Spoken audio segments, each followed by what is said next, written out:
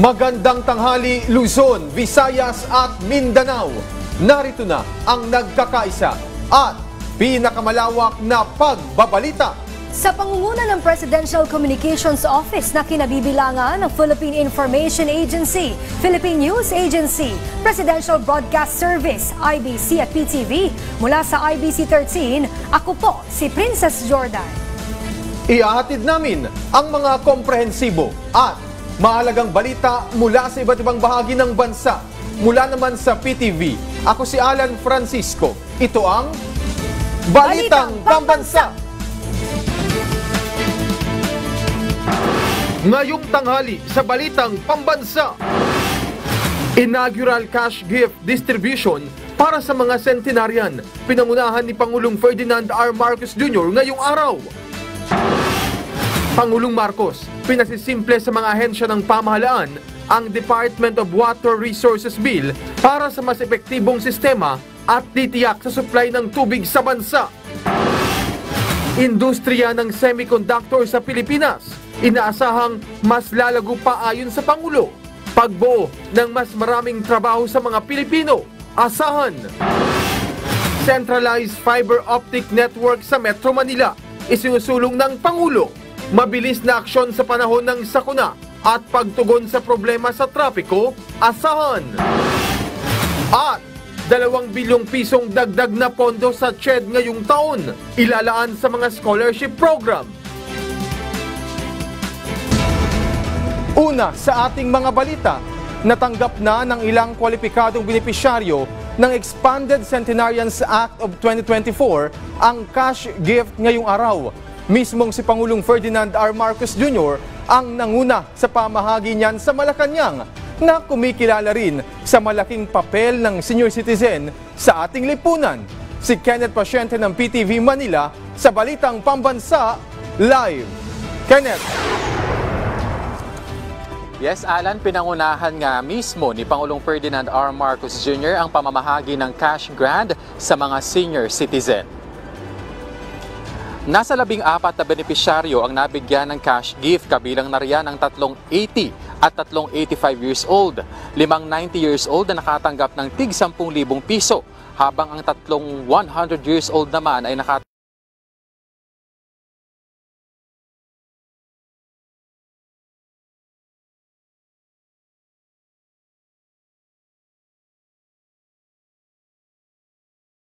lamang ito ng pamahalaan para kilalanin ang kontribusyon ng mga nakatatanda na siyang naging gabay at mentors ng nakararami kung paano mamuhay.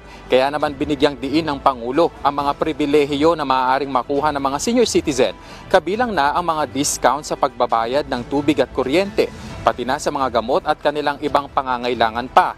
Gayunman, giit ng Pangulo na marami pang dapat kailangang gawin para sa mga senior citizen, bagay na tutugunan daw ng pamahalaan.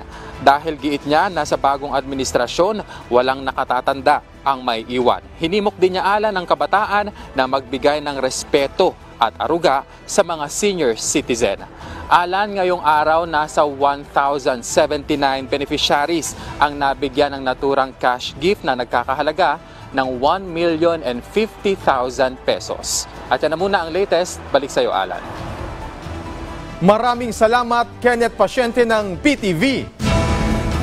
Ibababa sa 49 pesos per kilo ang maximum suggested retail price para sa mga imported na bigas simula sa Sabado, March 1. Malaki ang ibinaba nito mula sa naunang itinakdang MSRP noong Enero na 58 pesos per kilo. Gayunman, nilinaw ng Department of Agriculture Secretary Francisco Chu Laurel Jr. na hindi ipatutupad nationwide ang 49 pesos MSRP at sa halip ay magkakaroon sila ng surgical approach na para lamang sa mga piling lugar sa Metro Manila at iba pang lungsod at urban centers. Sinabi pa ni Laurel na ipagpapatuloy nila ang pag-aaral para matukoy kung kaya pang maibaba ang MSRP sa bigas. Inatasan ni Pangulong Ferdinand R. Marcos Jr. ang mga ahensya ng pamahalaan na gawing simple ang Department of Water Resources Bill. Ito'y para makabuo ng mas epektibong sistema at matiyak ang supply ng tubig sa bansa. Nagbabalik si Kenneth Pasyente ng PTV sa Balitang Pambansa. Nais ni Pangulong Ferdinand R. Marcos Jr. na mas mapabuti pa ang panukalang Department of Water Resources o DWR Bill. Sa sectoral meeting sa Malacanang, pinulong ng punong ehekutibo ang mga concerned government agency para pag-usapan ang naturang panukala. Dito inatasan niya ang mga ahensya ng gobyerno na pasimplehin ang DWR Bill para makabuo ng malinaw at epektibong sistema na mag-aalis ng mga hindi kinakailangang proseso, magpapatibay sa regulasyon at titiyak ng malinis at maaasahang supply ng tubig. Sa naturang pulong, hinimok din ng NEDA ang Chief Executive na i-certify as urgent ang panukalang batas.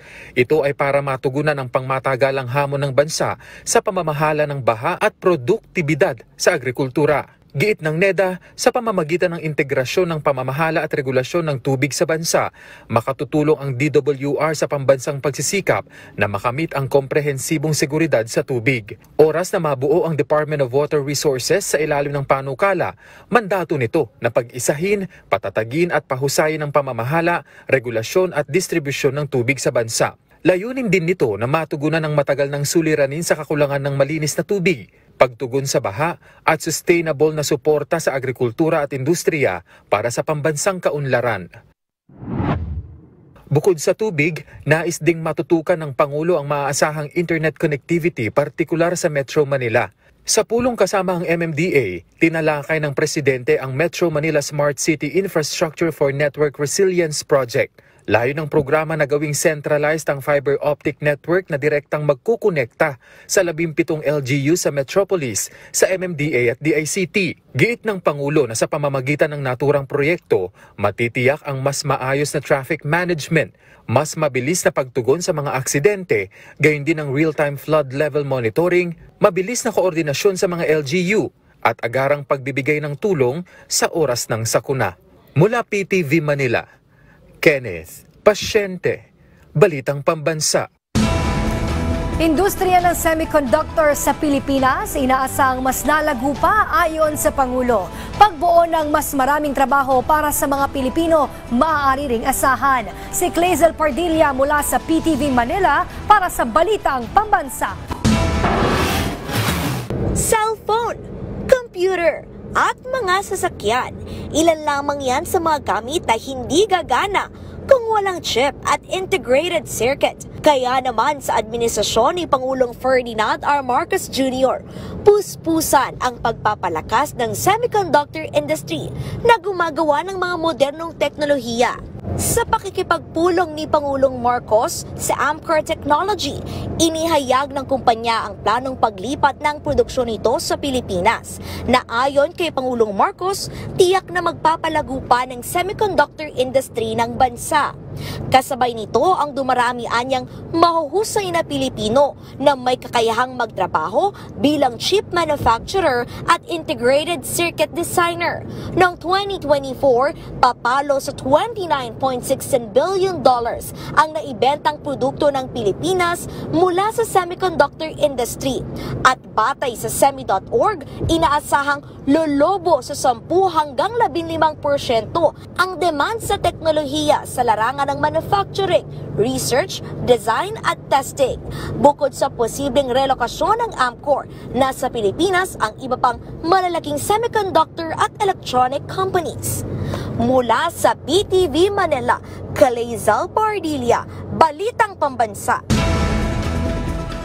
Tiniyak ng Transportation Department na magiging mabilis pero pulido ang magiging trabaho sa mga infrastructure project ng pamahalaan tulad na lang ng EDSA Busway Project. Sa detalye, narito ang Balitang Pambansa ni Christian Bascones ng PTV Manila. Hindi na maglalagay ng timeline ang Department of Transportation para sa kauna-unahang underground railway project dito sa bansa. Ito ang sinabi ni DOTR Secretary Vince Dizon dahil sa mga problema na nagiging balakid sa mabilis na pagtatapos ng proyekto tulad ng mga issue sa right-of-way. Isa rin aniya sa nagpapabagal nito ay ang mga informal settlers dahil nakasaad sa ROW Act na ipinagbabawal ang pagbabayad sa mga informal settlers. Kailangan muna silang hanapan ng relocation bago simulan ang proyekto na tatama sa kanilang mga tirahan. Ang underground railway project ay may habang 33 kilometers na magmumula sa Valenzuela City papuntang Bicutan at Parañaque. Mayroon itong 17 rail stations at nakakonekta sa NAIA Terminal 3 na makakapagbigay serbisyo sa mga pasahero ng paliparan. Lain itong lalo pang paangatin ang public transport sa bansa at magbigay ginhawa at makakatipid sa oras ng pagbabiyahe ang mga commuters. Sa panayam ng Radyo Pilipinas, sinabi ng opisyal ang bilin sa kanya ng Pangulong Ferdinand R. Marcos Jr. Ang kabigin-biginan ng po niya, kailangan po nating pag-aanin ang hirap na dinadanas ng mga kababayan natin araw-araw dahil sa kakulangan natin sa infrastruktura sa public transportation. Alam mo, nararamdaman po ng ating mahal na Pangulo ang hirap, ang kalbaryo na dinadanas ng mga kababayan natin araw-araw. No? Yung pong kailangan mong gumising ng alas 3 ng madaling araw para lang makapasok. Pagpasok mo, magtatrabaho ka ng 9 na oras, 8 oras. Tapos pauwi mo, ganun ulit. 3 oras ulit. Hindi mo na makikita ang anak mo dahil tulog na. Ang asawa mo, pagod na. Kakain ka ng very late, matutulog ka. Tapos gigising ka na naman ng napakaaga para ulitin na naman yung hirap na dinanas mo nung nakaraang araw. Kaya po ang kabilin-bilinan po ng ating mahal na Pangulo, bilisan at lalong padamihin pa itong mga infrastruktura natin para sa benepisyo ng ating mga kababayan. Kaninang umaga ay nagsisimula na ang trabaho sa isa sa mga rail station sa EDSA at Quezon Avenue Corner, partikular na sa may NHA building. Mula sa PTB, Christian Bascones, Balitang Pambansa. Ilalaan para sa scholarship programs ang karagdagang pondo ng CHED sa ilalim ng 2025 General Appropriations Act. May balitang pambansa si Roy Lomota ng Philippine Information Agency, Negros Oriental. Ilalaan ng Commission on Higher Education sa scholarship programs ito ang 2 billion pesos na pondong idinagdag sa budget ito ngayong taon. Nagpasalamat si CHED Chairperson J. Prospero de Vera III kay Pangulong Ferdinand R. Marcos Jr. sa pag-aproba ng 2025 General Appropriations Act kung saan may nakuhang karagdagang 2.2 billion pesos na budget ang ahensya. We got an additional augmentation, I think, of about 2.2 billion. Ang ganda-ganda na budget sa amin, basically for scholarships. As you know, dumadami yung tinutulungan ng CHED through tertiary education subsidy at tulong-tulong. And every time na lumalaki yung number, kailangan lalaki yung budget because continuing yan. Ang sektor na edukasyon ang nakakuha ng pinakamalaking pondo sa 2025 GAA sa halagang 1.6 trillion pesos. Ang CHED ay nakakuha naman ng 33.3 trillion pesos na pondo para sa mga programa at iba pang gawain ng ahensya. Aniya, malaking suporta na ito sa pagpapalakas ng tertiary education sa bansa. Samantala, pinangunahan ni De Vera ang pagbubukas kamakailan ng tanggapan ng CHED sa Negros Island region na matatagpuan sa loob ng Negros Oriental State University. Aniya, sa pamamagitan nito ay mapapalapit sa taong bayan, lalo na sa mga mag-aaral ang mga serbisyo ng ahensya. Mula sa Philippine Information Agency, Negros Oriental, Roy Lomotan, Balitang Pambansa. Ipinagdiriwang ngayong araw ng Philippine Trade Training Center Global MSME Academy ang kanilang ika-88 taong anibersaryo. Ang PTTC GMEA o GMEA ay isang government agency sa ilalim ng Department of Trade and Industry o DTI. Nagbibigay ito ng pagsasana at mga programa sa mga maliliit na negosyante upang umangat ang kanilang negosyo. Si Bien Manalo ng PTV sa Balitang Pambansa Live. Bien? Tumentro sa patuloy na pagpapaigting ng mga programang huhubog pa sa competitiveness at productivity ng mga micro, small and medium enterprises or MSME sa buong Pilipinas. Ang pagdiriwang ng ika-38 anibersaryo ng Philippine Trade Training Center Global MSME Academy. Kabilang sa mga dumalos sa opening ceremony ang MSMEs mula sa Kalakhang, Maynila. Entrepreneurship students, mga kawani ng Department of Trade and Industry, partner organizations at industry stakeholders. Ilan sa tinalakay ang digital transformation at innovation-driven entrepreneurship na malaki ang may tutulong sa pagpapalago ng kanilang negosyo. Ibinida rin ang natatanging kontribusyon ng ahensya sa sektor ng pagninegosyo sa pagbibigay ng pagsasanay at capacity building initiative sa mga MSME at tulungan sila na makasabay at magtagumpay sa mabilis na pag-usad ng pandaigdigang merkado. Pinag-usapan din ang kahalagahan ng paggamit ng AI o Artificial Intelligence sa marketing strategies ngayong digital era. Mabibigyan naman ng pagkakataon ng participants na masubukan ang step-by-step learning process sa gagawing open house. Tampok ang immersive at hands-on journey sa pamamagitan ng malikhain at digital innovation.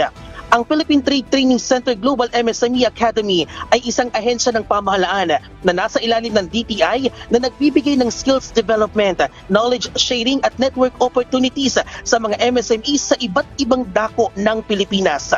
At yan ang update. Balik sa iyo, Princess. Maraming salamat, Bien Manalo ng PTV Manila. Susunod naman pong pupuntahan ng Alyansa para sa Bagong Pilipinas ang San Jose del Monte City, Bulacan ngayong February 28. Sasadyay naman nila sa mga susunod na araw ang ilang vote-rich provinces at ilang kandidato ng Alyansa umikot naman sa ibang bahagi ng bansa. Si Mela Las Moras ng PTV para sa Balitang Pambansa. Kasado na ang susunod na campaign rally ng Alyansa para sa Bagong Pilipinas sa Biyernes, February 28 sa San Jose del Monte City, Bulacan na pangungunahan muli ni Pangulong Ferdinand R. Marcos Jr. Dito'y personal niyang ikakampanya ang mga pambato sa pagkasenador ng administrasyon sa Hatol ng Bayan 2025 kabilang na sina dating DILG Secretary Benhur Abalos, Makati City Mayor Abby Binay, Senador Bong Revilla, Senador Pia Cayetano, Senador Lito Lapid, Senadora Amy Marcos, Senador Francis Tolentino, Congressman Erwin Tulfo, Congresswoman Camille Villar at ang mga naghahangad magbalik Senado na sina Manny Pacquiao, Panfilo Lacson at Tito Soto. Bukod sa paglalatag ng plataporma ng mga kandidato, may hatid ding entertainment sa pagtitipon tampok ang ilang sikat na artist sa bansa. Ayon kay Navotas City Representative Toby Chanco, campaign manager ng Alyansa, sa mga susunod na araw at linggo, mas pinalakas pa ang gagawin nilang pangangampanya sa mga vote-rich provinces sa bansa tulad sa Camarines Sur, Leyte, Pampanga, Cavite at Laguna. Nakatuon niya ang kanilang pansin sa pag-aksyon at hindi sa distractions sa ngalan ng mas magandang bukas para sa mga Pilipino. Sa ngayon, tuloy-tuloy rin ang sari-sariling lakad ng Alyansa candidates para maabot ang mas maraming ating kababayan. Si Lacson binigyang diin ang mahalagang gampani ng mga pulis sa paglaban sa ilegal na droga sa isang seminar sa Tagaytay City. Nakisalamuha naman si Villar sa mga barangay leaders sa General Trias, Cavite at ipinunto ang importanteng papel nila para sa ibayong pag-unlad ng bansa. Mula sa PTV, Mela Las Moras para sa Balitang Pambansa. Handa ang Philippine Air Force na mag-escort sa mga maritime domain awareness flight. Ito'y matapos malagay sa panganib ang eroplano ng BFAR noong nakaraang linggo dahil sa delikadong pagmaneobra ng military helicopter ng China sa Scarborough Shoal. Ayon kay Philippine Air Force spokesperson Colonel Maria Consuelo Castillo, anumang oras handa silang ipadala ang kanilang assets para suportahan ng civilian o military aircraft.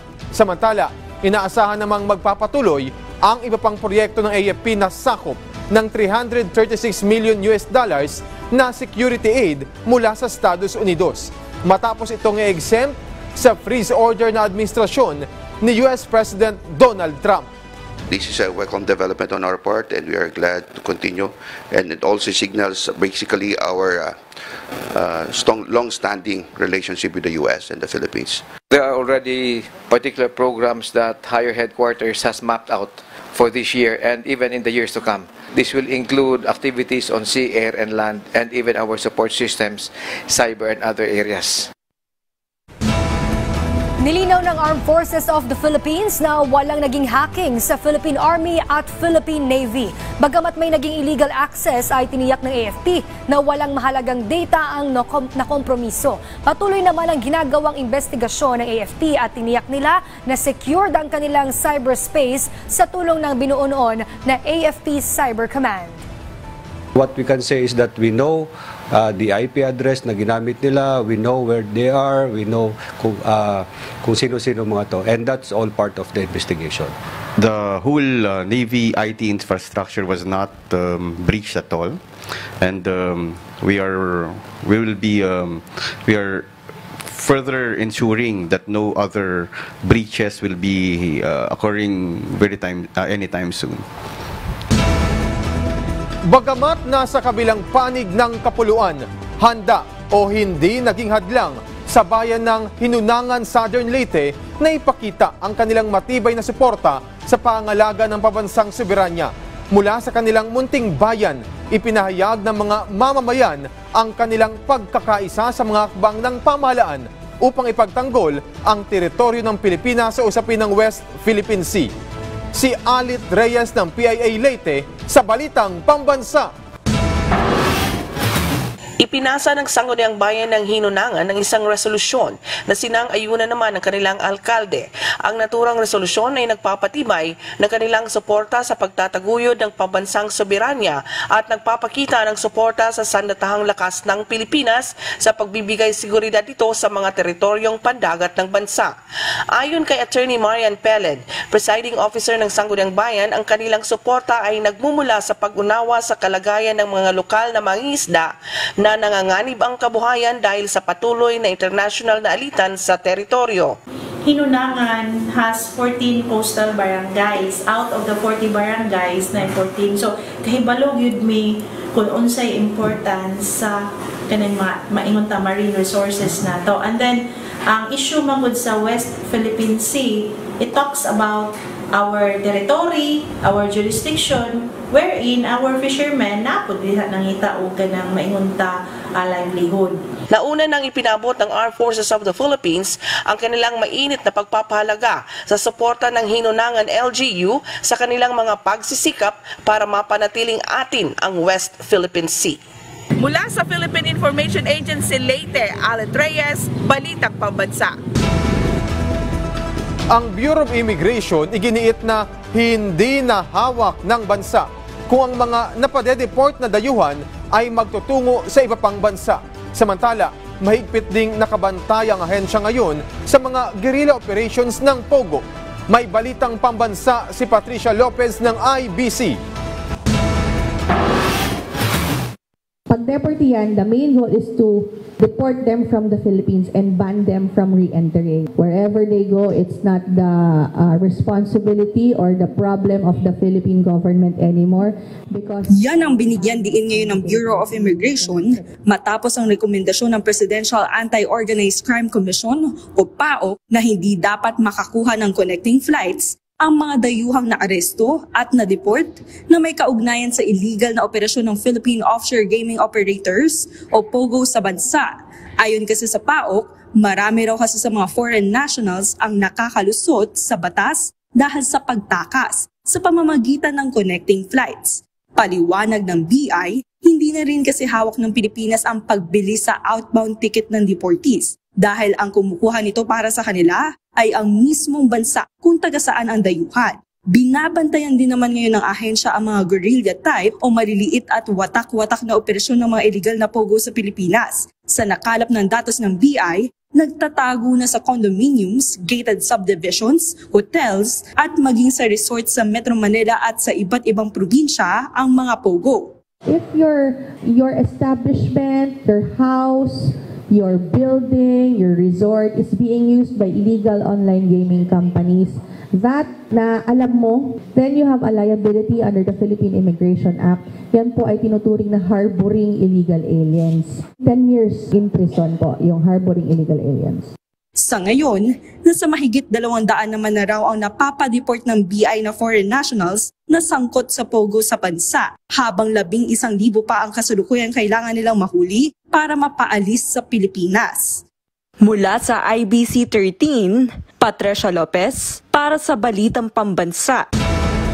Magandang balita ang pagkakaalis ng Pilipinas sa Financial Action Task Force Gray List matapos ang higit sa 3 taon. Sa programang Mike Abe Live, sinabi ni Professor Astro Del Castillo, isang financial analyst at economist, na makaaakit ito ng mas marami pang investment sa bansa at mas lalo pang magtitiwala ang mga investor at financial institutions. Magbebenepisyo rin aniya ang iba pang korporasyon, maging ang mga overseas Filipino workers dahil mas mababawasan ang kanilang transaction cost sa ibang bansa. Wala rin aniyang pangamba kapag nagpapadala ng pera ang mga OFW mula sa abroad patungo sa Pilipinas. Samantala, sa usapin naman ng gold reserves, may tuturing itong non-issue ayon kay Del Castillo dahil ito ay pinagtitiwalaan naman ng mga opisyal ng Bangko Sentral ng Pilipinas na magbenta ng ginto para sa pangangailangan ng gobyerno. nagbebenta ka rin ng ginto para gamitin sa mga pangangailangan ng gobyerno. At minsan kasi pag sobrang taas na yung produkto, tama rin naman na ibenta mo sa mataas na halaga, no? Para magamit ng maayos, no? It's a matter of managing it. Okay. So for now hindi naman namin nakikita na may mali siya. At noon pa naman ay na-declare na rin niya last year pa, no, na kung paano nila ginagamit itong asset na ito, itong gold na ito. May mga naging pagbabago sa areas of concern sa ilang lugar sa Mindanao dahil sa nangyayaring karahasan. Si Luisa Irispe ng PTV sa Balitang Pambansa. Alan, aminado ang Commission on Elections, tumaas ang mga kaso ng election-related violence pagpasok ng kampanya para sa Hatol ng Bayan 2025. Sinabi ito ng COMELEC matapos nga ang sunod-sunod na insidente ng pananambang at pamamaril sa mga kandidato tulad ng nangyari nitong Lunes sa Vice Mayor ng Datu Piang sa Maguindanao del Sur. Dahil naman dito, ayon mismo kay COMELEC Chairman George Erwin Garcia, may mga magiging pagbabago sa areas of concern. Anya, may ilang mga nasa yellow at orange category na madaragdag sa red category. Narito ang pahayag ni Chairman George Erwin Garcia. May mga napansin po tayo ng mga nasa orange category areas na bigla na lang nagkaroon ng spike ng violence. Hindi naman po ganun kataas yung ganung spike ng violence. Kaya lang, mukhang kinakailangan yung aming security forces mas damihan namin dun sa areas na yan. Bigla na lang nagkaroon ng mga ilang violence, therefore magiging red category na po sila. Sabi naman ng COMELEC, posibleng ang mga lugar na magkakaroon ng dagdag na red category ay sa Maguindanao at Cotabato City dahil dito dumami ang ulat ng election-related violence. Pero kung may madaragdag, posible din namang may mabawas dahil may mga nasa red category naman na tahimik na ngayon tulad ng sa probinsya ng Sulu. Sa huling tala naman ng COMELEC at Philippine National Police, 38 ang lugar na nakalagay sa red category sa areas of concern. Bukas magkakaroon ng pagpupulong ang PNP at Paul Body para sa mga posibleng magiging pagbabago dito. At yan na muna ang latest. Balik muna sa iyo, Alan. Maraming salamat, Luisa Irispe ng PTV. Isinusulong ng Department of Science and Technology ang paggamit ng forest products o mga produktong makikita sa kagubatan para sa paglaban sa dengue. Ayon sa DOST, pwedeng gamitin ang cinnamon barks at pili at almasiga resins na maaaring gawing incense zones o cones at sticks para maging insect repellent. Ang mga nabanggit na produkto ay mayroong processed residues at waste mula sa essential oil production na may natural na insect repelling properties o pantaboy sa mga insekto. Ang usok na inilalabas ng insenso mula sa forest products ay may potensyal na maging disinfectant, fungicide at pesticide at makitang mabisa itong pantaboy sa mga lamok at langaw. Gayunman, kinakailangan pa rin ang mga karagdagang pag-aaral para tuluyang magamit ang forest products sa paglaban sa dengue. Sa pinakahuling datos ng Department of Health, pumalo na sa mahigit 43,000 ang naitalang kaso ng dengue sa bansa ngayong taon. Tiniyak naman ng DOST na kaisa sila sa paghanap ng mga solusyon para maagapan ang lumulobong kaso ng dengue. Patuloy ang paglago ng industriya ng halal foods kung saan umabot na sa 7.9 billion pesos ang naitalang revenue sales o kita mula sa mga export at lokal na benta. Sa bagong Pilipinas ngayon, sinabi ni DTI Industry Development and Investment Promotions Group Program Manager Alim Siddiqui Giapal na kasama sa mga patok na produkto ang mga pagkain, cosmetics at pharmaceutical products na kasama sa Halal Showcase and Forum, isang programang layong itaguyod ang halal-friendly Philippines. Gayon din para sa patuloy na promosyon ng mga lokal na produkto sa mga bansang tulad ng Saudi Arabia, Malaysia at iba pang mga pamilihan sa Asia at Gitnang Silangan. Dagdag pa ni Giapal, malaking tulong ang suporta ni Pangulong Ferdinand R. Marcos Jr. sa naturang industriya para higit pang mapalawak ang abot ng mga produktong halal sa buong mundo at iba't ibang merkado. Product na ating ini-export, no? Every product na natutulungan natin or every investment na generate natin It is always about the benefit that it would give sa ating mga magsasaka, sa ating mga farmers. It is also about the benefit that we give to our entrepreneurs at lalong-lalo na po sa ating mga manggagawa. So, mission accomplished to generate more jobs and more investment sa halal sector.